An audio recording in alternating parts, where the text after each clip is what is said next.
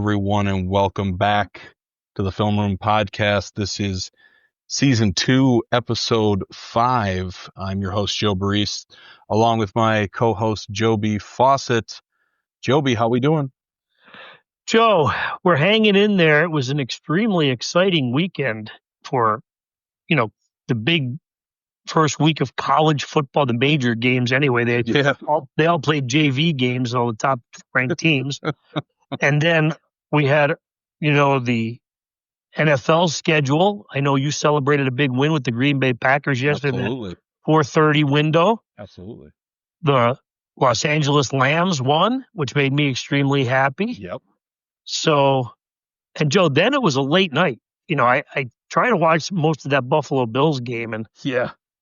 I know you're a big film buff, and I kind of felt like there's a scene in the movie The Odd Couple from the late 1960s.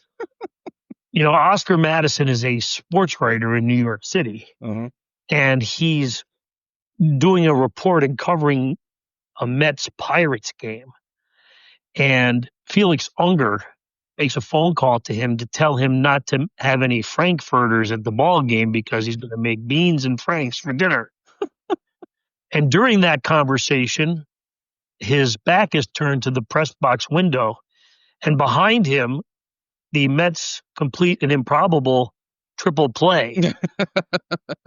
And last night, when the Bills apparently came back and won with a late push and field goal, my eyes were closed and I was in La La Land. So I did not see the actual conclusion to the game. And I felt like Oscar Madison. I had been this incredible comeback. And so that's how my weekend wrapped up, Joe. Well, it was a busy weekend, but yeah, you probably woke up shocked. I was in disbelief that the Bills would come back to win. Exactly. It was a ridiculous game, but we may get to that a little bit. We'll get to a little bit of everything today, but as always, we will start with our Athlete of the Week. The Times-Tribune Athlete of the Week this week was David Naniewicz, Lakeland football, and he joins us right now. David, what's up, man?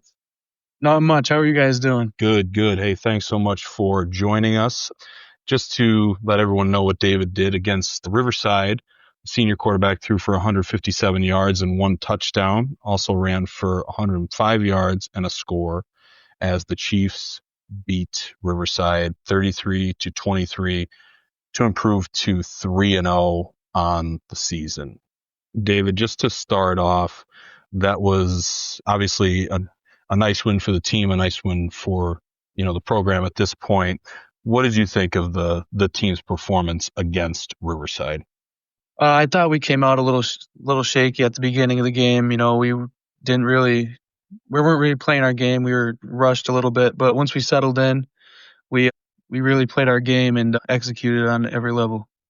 David, so I was at the game on Friday night, and you were a member of the team back in 2022 as a freshman, and you at least experienced some of these big high-intensity games during that year. But over the course of the last 2 seasons, this group hasn't really had that kind of atmosphere to play in, and certainly with that kind of pressure to play under, being in the game of the week. And coming into the game, Riverside's ranked number 2 in the state in Class 2A. So kind of tell me about what it was like going out there as a senior and, experiencing what it is like to play in a real big, important high school football game.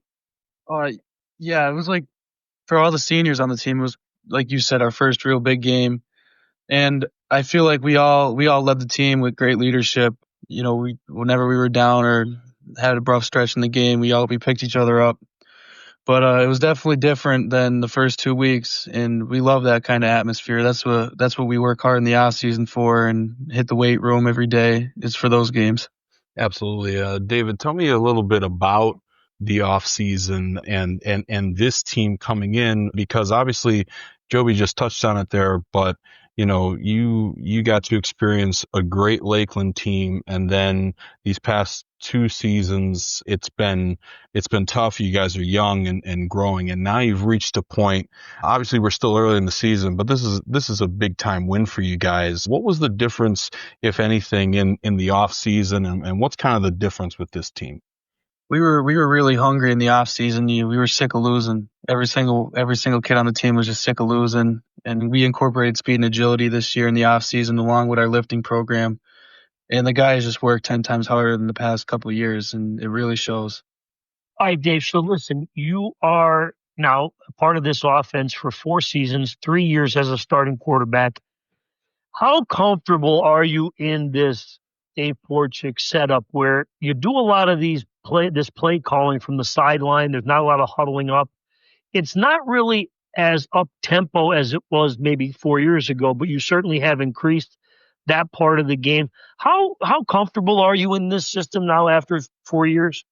I'm pretty comfortable in the offense. When I first started as a sophomore, it was kind of everything was going by fast and everything was like rushing in my head. But as I played more and got more experience, it really slowed down for me. And I feel like Coach Porchik's comfortable with me too, because sometimes he'll come up and ask me like, what do I like? What do I want to do? What am I seeing out there? And it's been a great bond with Coach Porchik, and the offense is really starting to click, and I feel like everyone's just comfortable with it.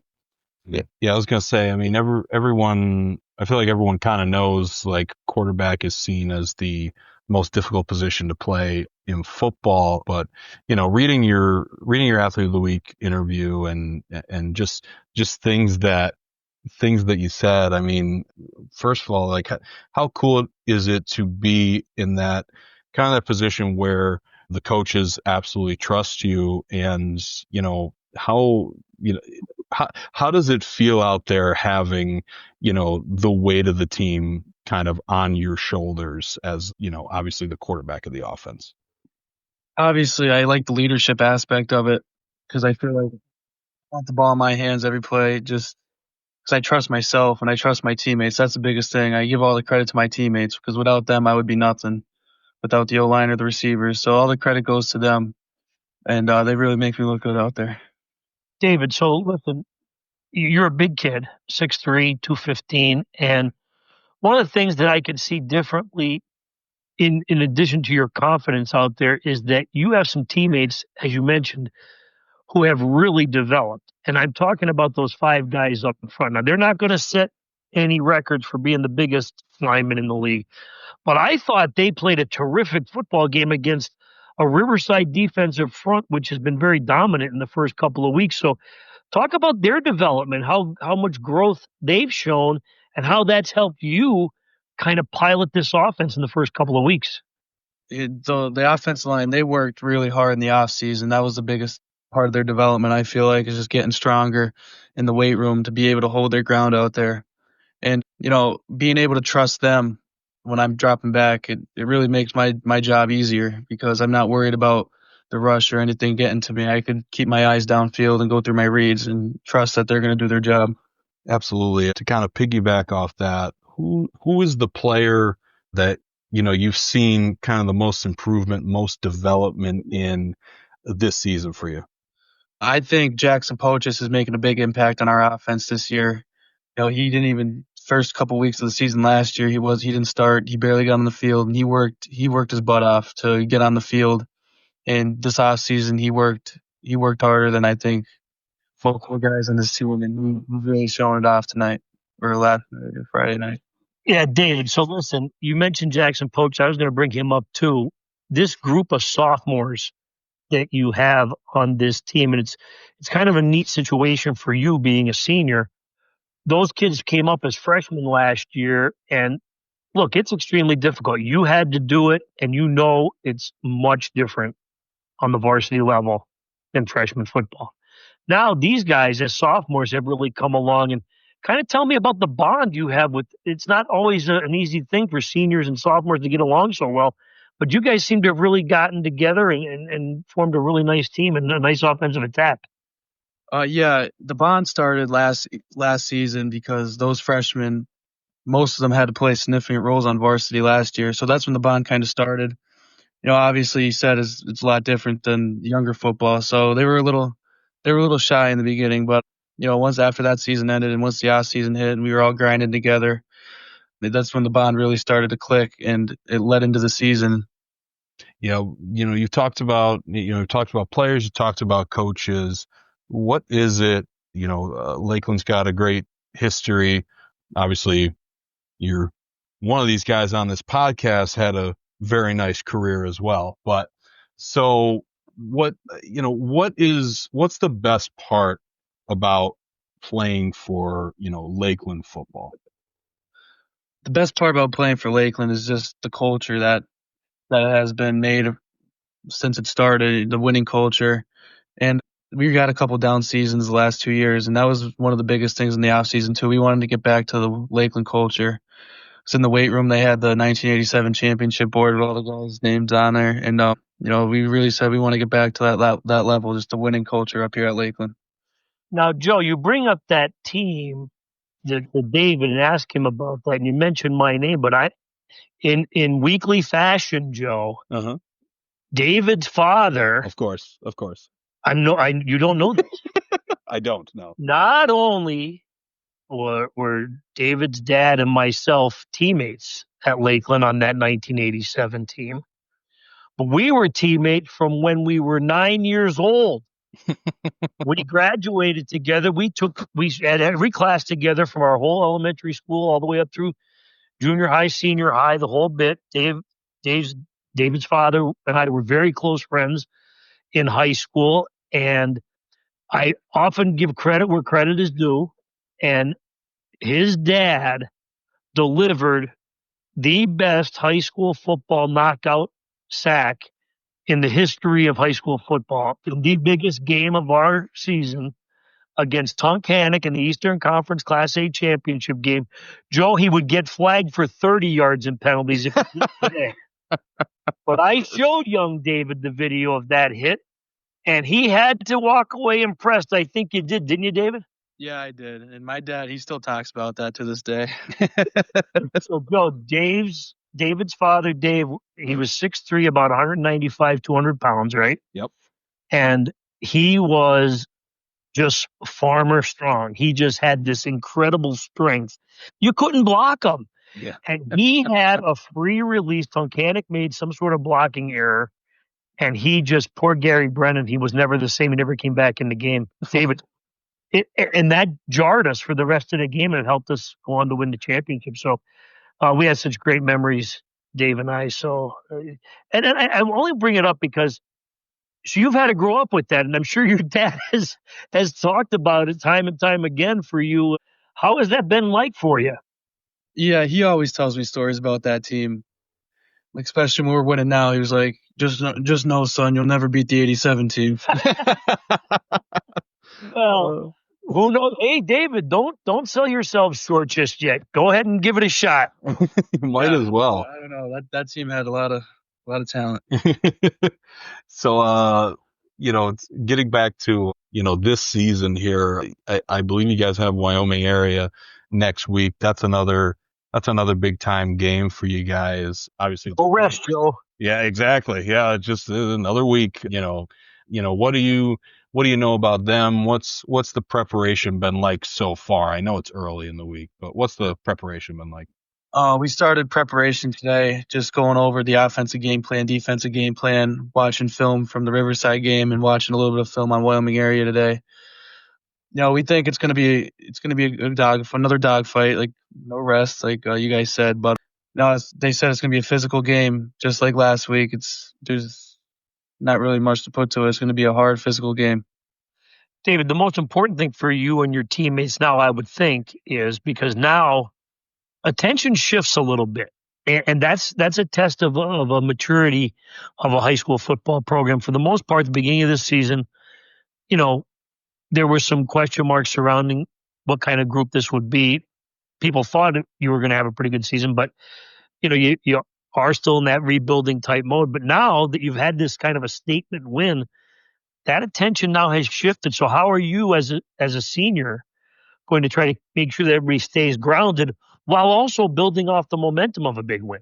just making sure we just keep doing the same things we've been doing all week and all off season, just working hard, lifting on the days we're supposed to lift, doing speed the days we're supposed to do speed and agility, and just working hard and practicing hard every day, just keeping up the momentum. We told the guys in the locker room, the captain said, that was a good win, guys, but we can't be satisfied. It's Yeah, only week 3. absolutely, absolutely. David, I don't know if we opened the show kind of talking about it, but one of the athletes you admire, you said, was Josh Allen, and he ends up having an incredible game last night. Hopefully you had him on your fantasy team and weren't playing against him like I was. But yeah, what is it that you kind of admire about Josh Allen? Obviously you guys have a similar, I don't want to say you have this, the same build, but you have a similar build in playing the quarterback position. So, what do you kind of admire about him? I like his story. First off, how he came out of college with 0 Division I offers, went to junior college, only got 1 from Wyoming, and made a name for himself. And I started watching Josh Allen when he was at Wyoming. I always liked him. And I just like his game, man. He doesn't let anything stop him. Even if his team is down like last night, he just stays positive and finds a way. Well, David, I hope you weren't up that late because you had school today. No, I wasn't. I shut it off. Okay. Attaboy. He's disciplined. You got to love it. Listen, again, I know the family. They're not going to let him stay up past bedtime. For sure. So David, listen, we kind of touched a lot about and talked a lot about your quarterbacking, and you did a great job throwing and running the football on Friday night against Riverside. But what sometimes people forget is that you're an all-star defensive end like your dad. So in that game, you were logging a lot of minutes, and it was hot and steamy. So, yeah, how about everybody? I know in talking to some of your teammates after the game, one of the things everybody was real happy with was the resiliency you guys showed in that setting against Riverside on Friday night. Yeah, the whole team, all 11 starters were resilient in that game. We tend to cramp a lot for playing both ways 100%. But even if you were cramping, you came out for a play and went right back in, no matter the circumstance. So a great amount of resiliency in there. Absolutely. Getting back to the NFL, looks like you're an Eagles fan. So you're coming off a Super Bowl. You kind of snuck past the Cowboys in week 1. But hey, I mean, you returned pretty much everybody. What do you think about the Eagles this year? Maybe a little back-to-back?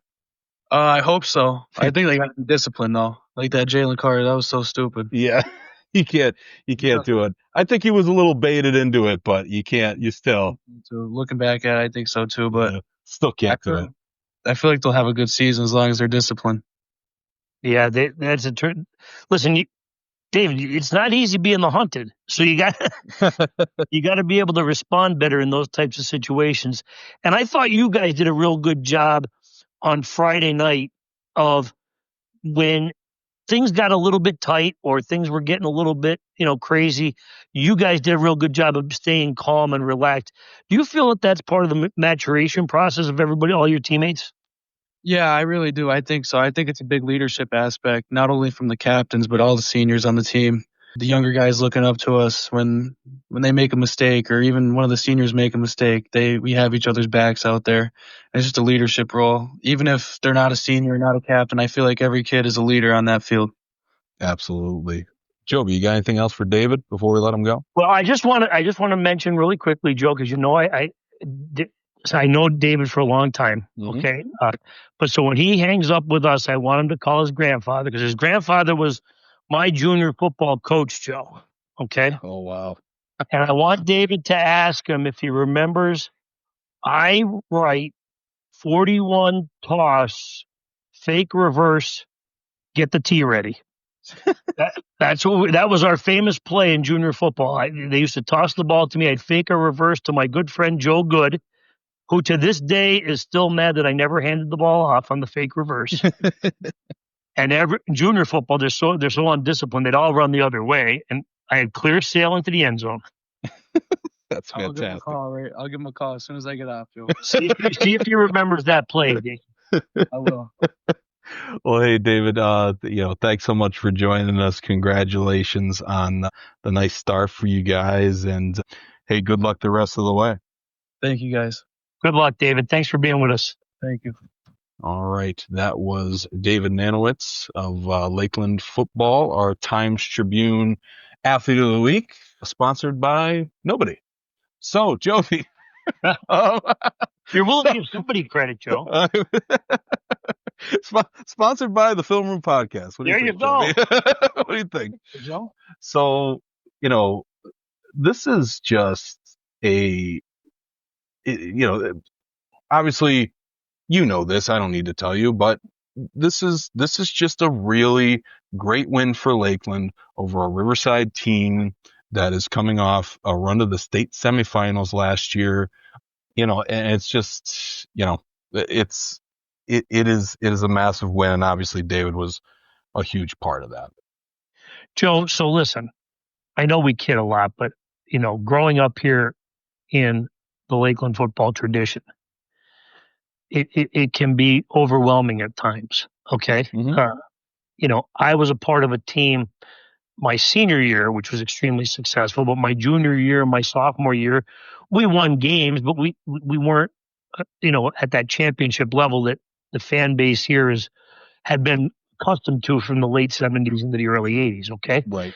So I know that the pressure that some of the young players at Lakeland are under and I shouldn't use the word pressure. It's just a level of success as a player that you have to try to live up to. Okay. And David had the unique ability, and we mentioned it there, being a freshman on that team from 2022, which was really a high point in the most recent past Absolutely. of the Lakeland football program. And he also, unfortunately, had to endure the rebuilding process after that, because look, Lakeland is a small program. People forget that. Yes. A lot of times their enrollment issues really come to the forefront, and this is not a big roster right now. I mean, again, I used the example there. A lot of David's key weapons are sophomores. Yeah. And they really can't afford any injuries or any key injuries. But this was a good win for this group. I felt, that they played a really good game against a quality opponent on that team's home field. And Joe, you've covered games at Riverside Veterans Memorial Stadium. It is an extremely tight facility. The bleachers are right up against the sideline, and it's loud.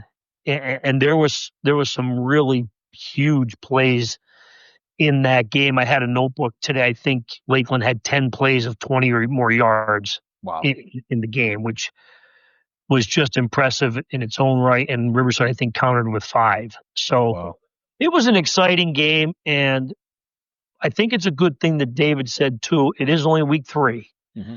And Lakeland's really got to get right back on the bike, Joe, because Wyoming area is 3-0 with some pretty impressive wins and performances to this point of the season as well. So, But yeah, great job by David. He's done a great job in developing himself as a quarterback, as a leader, and really the face of this program, which is really fueled by a lot of young players around him. And I think he's really embraced that role, and I feel really good for him. And, personal thing aside, of course, he and his dad and I grew up together. So I've known him since I was 9 years old. And you feel good when someone like that, who was a big part of my life growing up, seeing his son succeed is a real good feeling. Absolutely. Absolutely. So, Joby, where should we go? I'm going to, you know what? Joe, I want to touch on something here before we get too far. Sure. Because I want to dive in, because I had an extremely busy week. Okay. Yeah. I actually covered 4 football games. Yeah. From Thursday through Sunday. Yeah. So I want to say, one, I started on Thursday at Pocono Mountain East, covering the Pocono Mountain East Scranton game. Okay. And that was a tough assignment for Scranton. Yeah. Pocono Mountain East has some real explosive players, kids who can really, really make some plays and can really go the distance. And it was a tough loss for Scranton leading into what's an extremely important week in playing for the Bell Trophy against West Scranton on Friday at 5:00. So Then on Friday, I had the Lakeland Riverside game. Saturday, we had the late start at Comet Stadium with Abington Heights playing against Dallas. And it's funny, Joe, because I see a lot of the similarities between Lakeland and Abington Heights this year, because Abington Heights has the veteran quarterback, Nick Bradley, who is fantastic, Joe. He is a terrific quarterback. I wish he was 2 inches taller. Yeah. But he certainly has a strong enough right arm. Obviously, he's a baseball commit to Auburn. But before that game even kicked off, we had Tavion Branch commit to Penn State. Yeah. In the morning, yep. Which was a huge news story. I had a feeling that was going to happen, having seen and talked to him after the game on Friday between Riverside and Lakeland. He had a big meeting scheduled, and then, once he decommitted from Rutgers, I think this was the path he was going to take, and he did. Yeah. And then on Sunday, Joe, I watched and took stats for the entire Scranton Prep Canisius game. And here's football teams in the Lackawanna Football Conference. Heed my advice.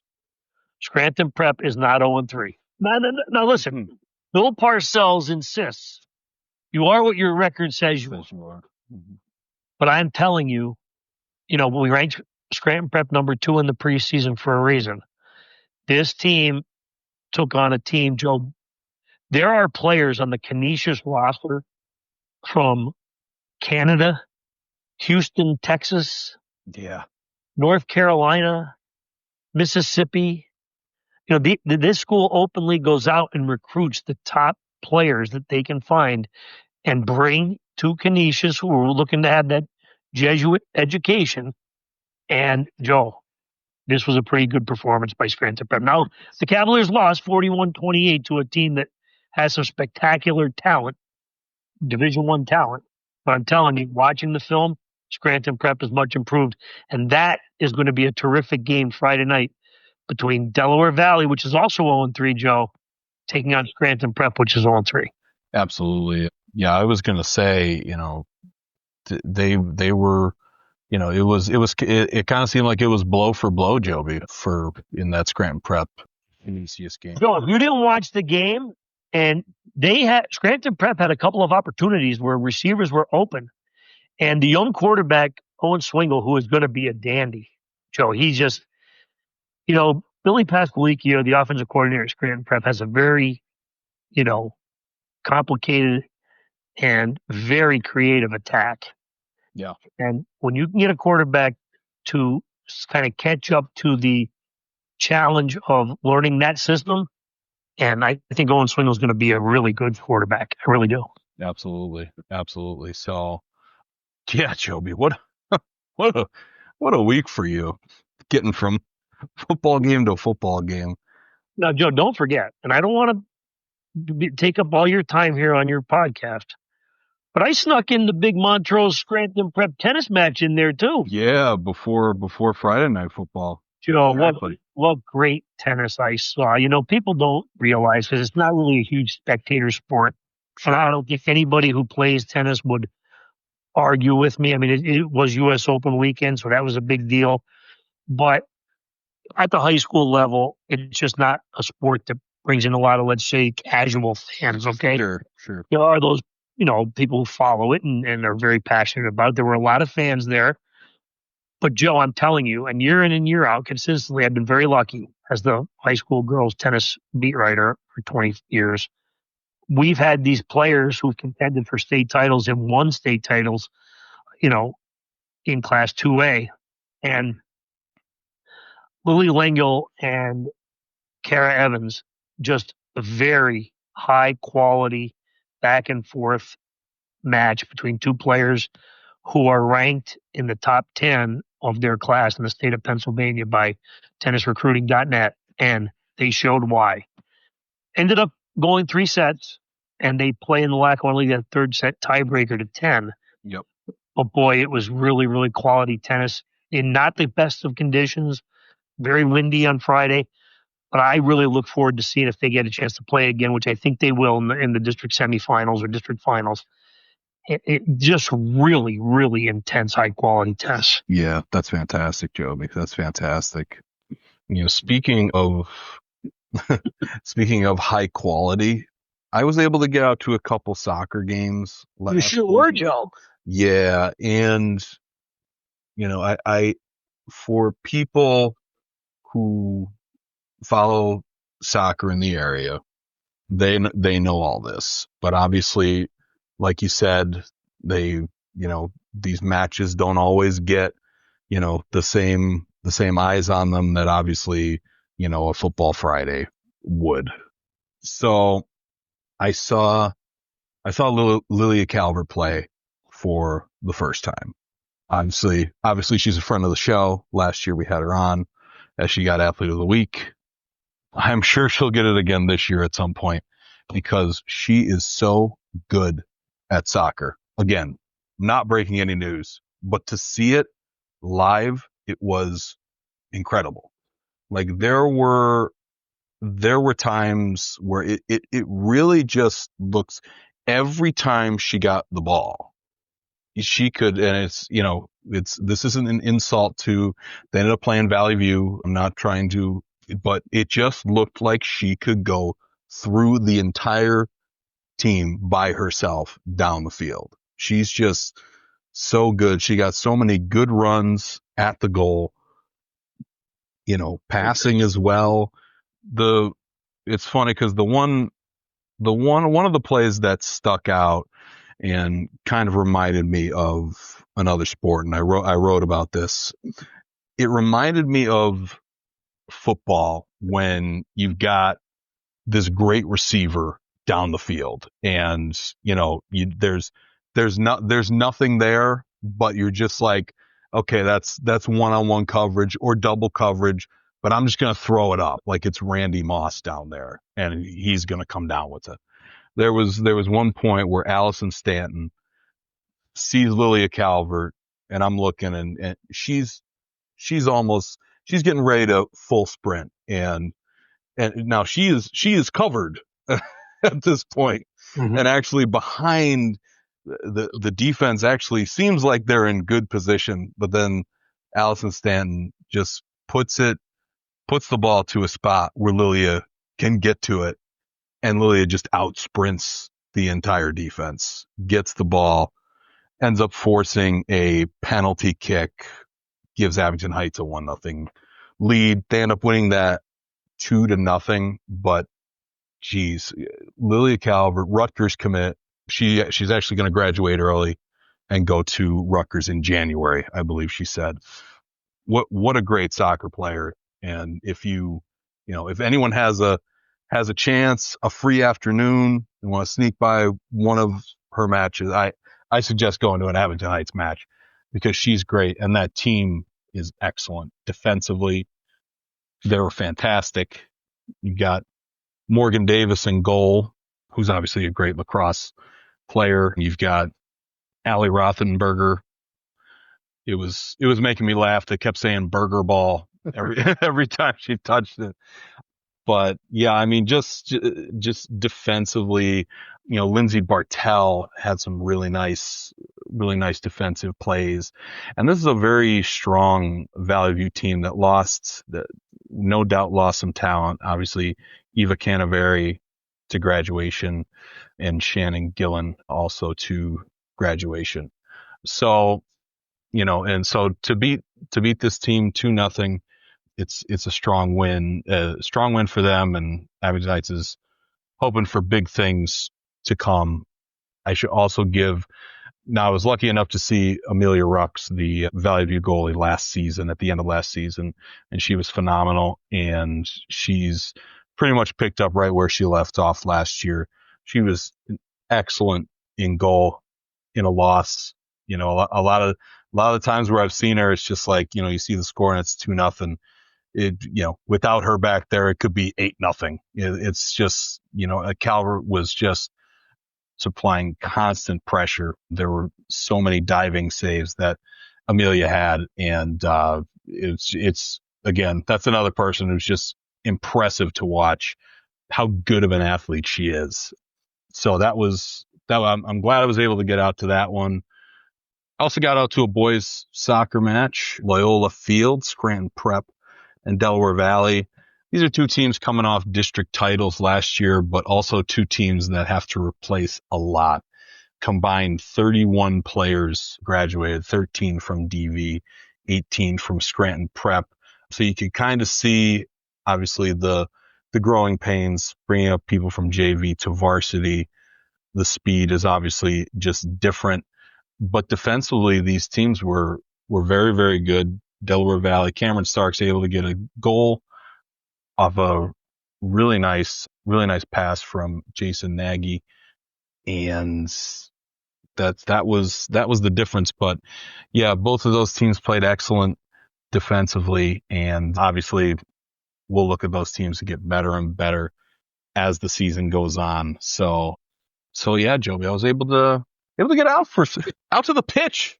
Yeah, Joe, it was good to see you out there. And listen, that's an important part of our job, whether people believe it or not, is that, having that opportunity to get out there and see these athletes in action live, it really gives you a different appreciation than just the hard read of a box score or or a tennis result or a volleyball result. You really get a kind of feel for the commitment all these kids are making to their particular sport. And that's kind of what I walked away from that girls tennis match with Friday before I went to the Lakeland Riverside football game.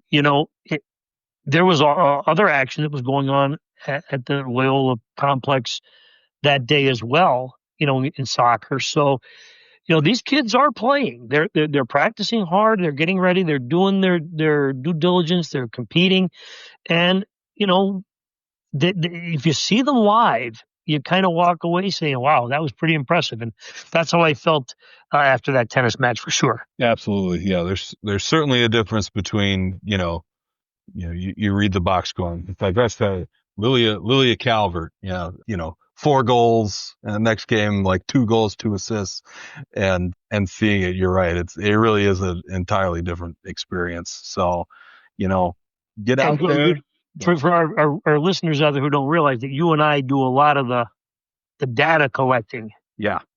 In the evenings of all those results. So yeah, we have a good feel of who the top players and performers are, but it is nice to get a chance to see them. Absolutely. And me and Joby are also taking video, putting together little highlight films together we share them on Times-Tribune Sports on Instagram, and Joby shares them on his Facebook page, Joby Fawcett, the Times-Tribune.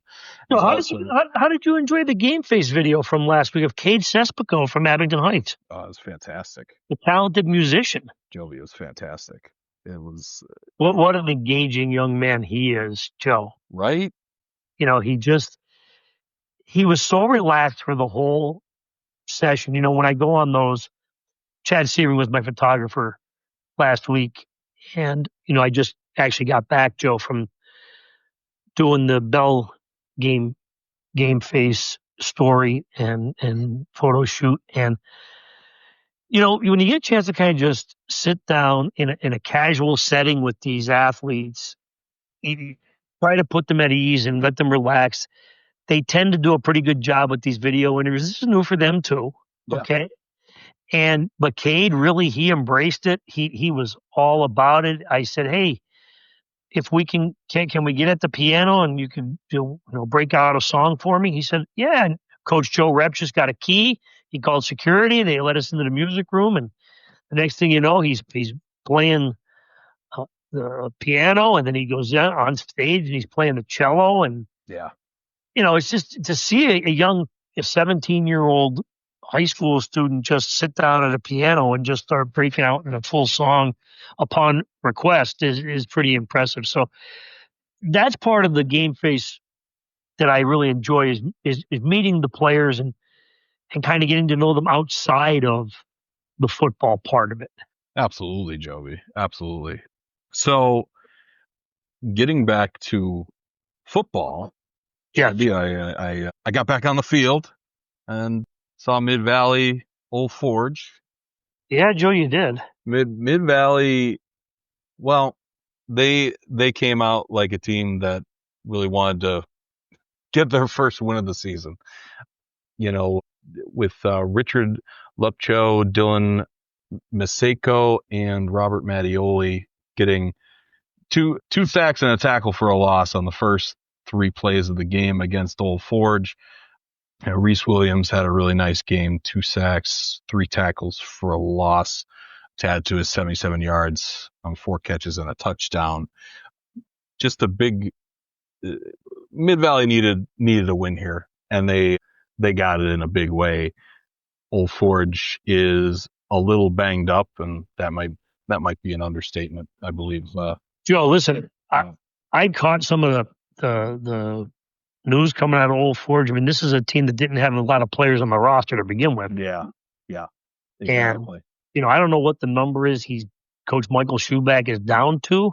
Now he's going to keep working hard. He's a Hall of Fame coach, sure, future Hall of Fame coach. Anyway, he's closing in on 200 career wins, but it's going to be an uphill battle for him this year because you lose some of the key players that he's lost to injury on a small roster. Yeah. And I think a lot of our teams in our area, unfortunately, are going to be battling that same kind of the plague that hits high school football teams is, you always kind of come into the season and if you're optimistic and you have some good frontline talent and you have some veterans back and you feel you can have some success, every coach has the same sentiment when I ask, what do you think? They say, I got to stay healthy. Right. Healthy. Absolutely. And that's not necessarily a downgrade of the players that have to replace the injured players. It's just that a lot of times those kids are sophomores or, even freshmen. Mm-hmm. And they're just all overmatched in a varsity setting. So, yeah, I guess Old Forge is really, really in a tough spot right now. You saw it up close and personal. Yeah, unfortunately for them. So it's going to be tough moving forward, but hopefully they can get healthy here, and we'll see. So they don't stop the season. That's unfortunate for them. You mean they're not gonna wait until they're healthy, right? To continue. All right. I guess that's fair. Not going to do that. No. So, Joby, we've got any games you want to touch on from last week before we move? Well, on? I do, Joe, and I don't want to hog up all your time here, but I do want to. It was a tough week for the Lackawanna Football Conference. Yeah. Okay. Valley View got beat by a very talented Wilkes-Barre area team, 16-14. Now, Joe, you know me. I like to kind of keep the waters from being too choppy. Okay. Sure. Mm-hmm. But I was at the gym today at Planet Fitness. As you know, I work out 4 days a week around 11 o'clock in the morning. And I kind of get the post-weekend report from the Valley View fans. Sure. And a couple of them are pretty angry about what happened after the Valley View Wilkes-Barre area game. So I wasn't there, and I don't know. I don't dare critique what may have or may not have happened. There was certainly some question about a 4th and 1 spot. Mm-hmm. And I guess that kind of set off some emotions into the post that filtered down into the post game. But again, this is what happens in these high school games. They're very emotional, mm-hmm. and you invest a lot of time in getting ready for a game. And when you have any kind of controversy, there is no benefit of replay here at the high school level. Right. So you kind of have to grit and bear it, and that's what happens. You get talking with Valley View coach Scott Wasolchek. You just have to kind of get yourself ready for the next week, Okay, so that was Wilkes-Barre area, big win for that team. Expected to have a good season this year, and now it's 2 wins in a row, up to 2-1 on the season. So that was an interesting game this weekend, I thought. Also, you look at Lackawanna Trail, a Class 1A program going down to Crispin Field in Berwick to play a Class 3A team. A lot of tradition for both of these schools. Clearly, Berwick, the most tradition-laden program in District 2. 6 state titles to its credit. Of course, the legend of head coach, the late George Curry.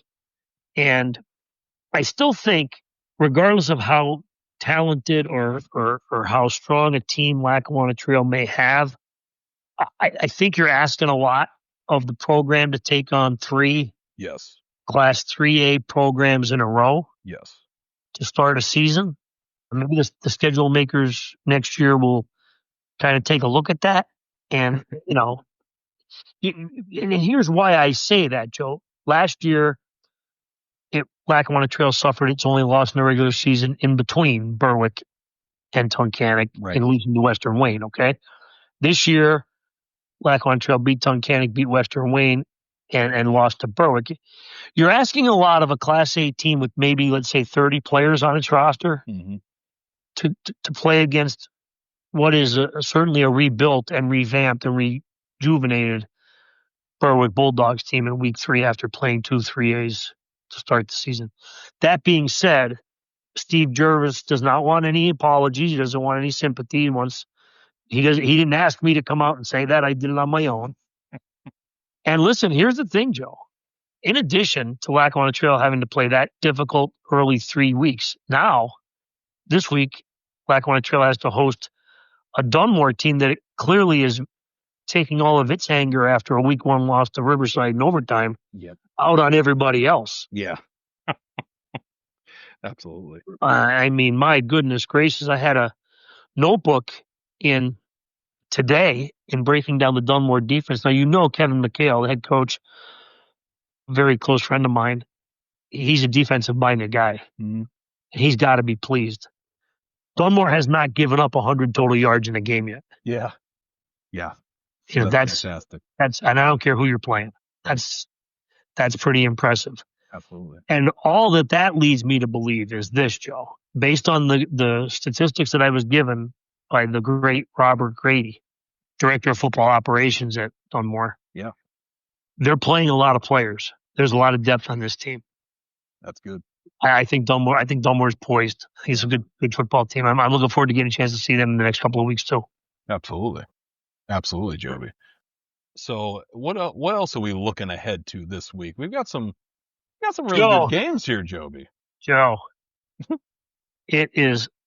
This would be if I was a TV network, it would be like Big Friday. Yeah, because Division I schedule starts this week. Okay, right. In the Lackawanna Football Conference, so we have 3 games that will have top 10 ranked teams going head to head this weekend to get things started. So now I can't be in 3 places at one time, Joe. We've talked about that. I can't teleport the games. Yeah. But boy, I'd love to be able to be a reporter at the high school level where they televise all 3 games and I had 3 televisions going at the same. But yeah, so we start off number 1 North Pocono will host number 10 Wallenpaupack.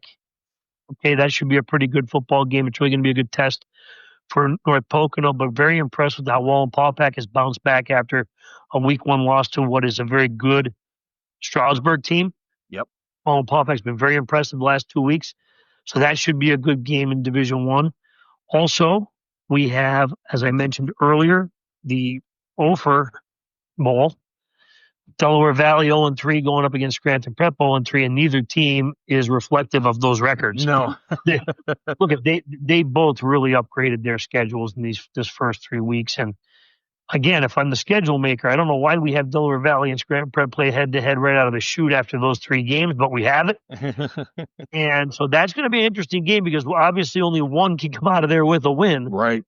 The other one's still going to have to try to get themselves going in the right direction. But I think both have shown vast improvements, even though the results haven't been in either one of their favor to this point. And there could be the return of Will McPartland, Joe, for Scranton Prep. We don't have any confirmation on that. Right. But it would be nice if he is able to get back, if not this week, certainly in the next week or so, because just for the kid. Right. He is as talented a football player as we've had in Lackawanna County, and it's a shame he has to endure this torn ACL, but he's done it with class and dignity. He's been with his teammates. He's practiced. Now he just needs that final push and in the rehabilitation process, and that is to get back on the field, and I can't wait to see it when he does. He's a really talented football player. And then also, Joe, in Division I, we've got Valley View playing at Abington Heights, and this is going to be, this is a rivalry game, Joe. Yep. The tension runs very high when these two teams play against each other. So I'm really looking forward to that game. It could possibly be our game of the week. I haven't decided just yet, Joe. I haven't weighed my choices yet. But those are 3 fantastic football games. And then, of course, you have as I said already, Dunmore playing at Lackawanna Trail.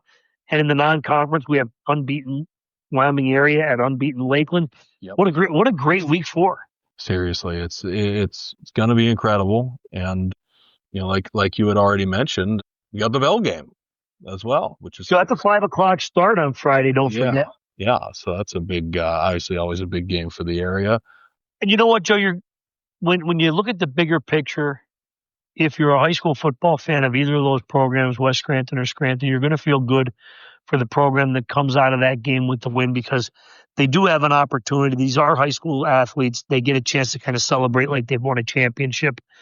And it's a real neat experience. If you have not seen the Bell game or been a part of it, it is a pretty neat tradition game here in Northeast Pennsylvania.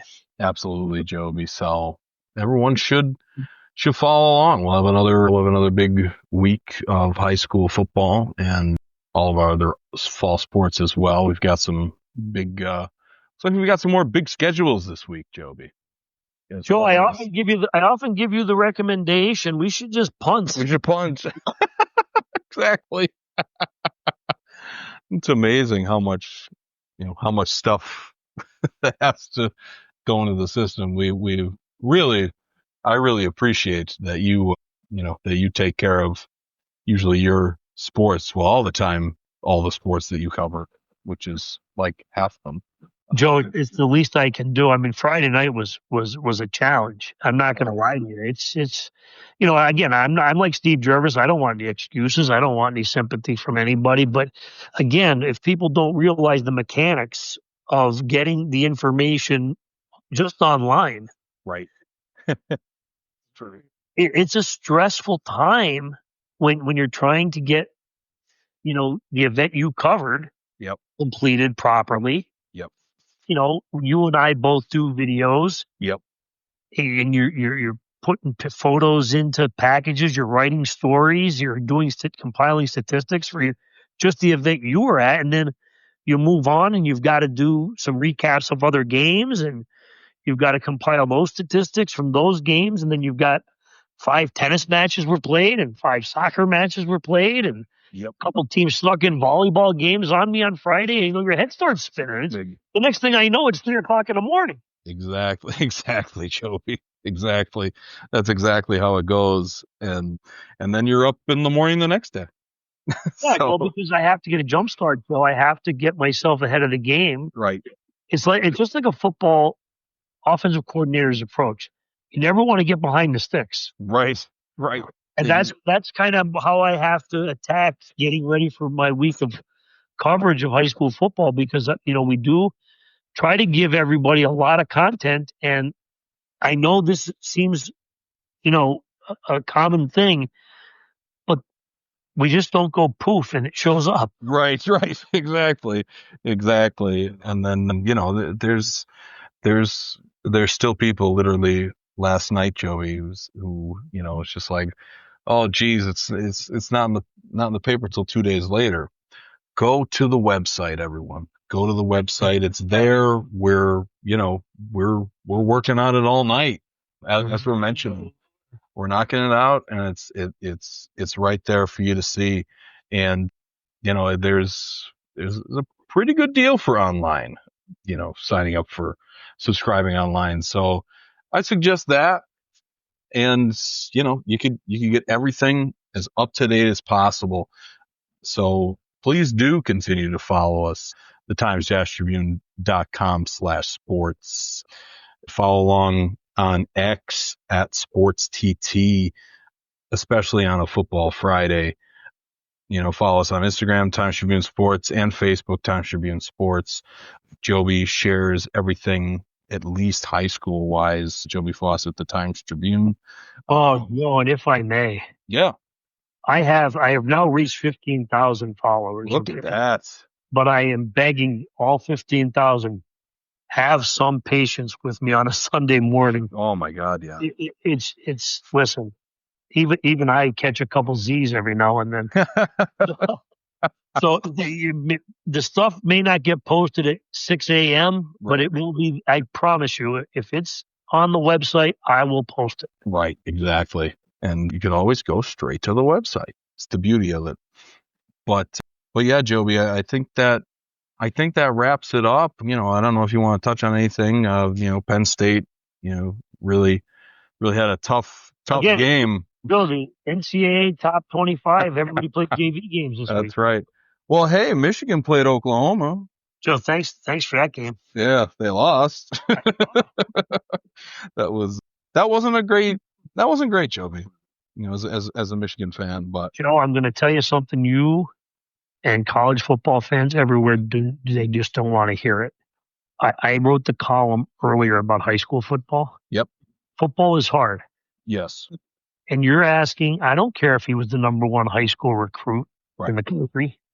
You're asking a 17-year-old or 18-year-old athlete right to go into Oklahoma and play that in that atmosphere. Well, that's what I was going to say. And the game, you don't think the college football game is just a tad faster than what he played against in high school? Right. It's going to take some time. But, Joe, this is the world we live in. It's all about the immediacy of the now. Everything. It's, he's the number one recruit. How can he throw for 400 yards? Well, because it's hard. It's going to take time. He's 18 years old. He's 18 years old. To develop any athletes anymore because people think you can play like you're playing Madden. Right. Exactly. Joby, I honestly like what I see out of him. He looks confident out there. And, at this point, if you're delivering throws, you're making some good decisions. You got to be happy about that. It's going to take a little bit of time. You have to have patience, Joe. Got to have patience. You're absolutely right. So I believe Guns N' Roses sang that. I think you're right, Joby. So that, I believe, will do it for us. Joby, thank you for joining me. Thanks again. Yes. Thanks again to David Naniewicz, our athlete of the week. And that's it, Joby. I guess I'll talk to you here next.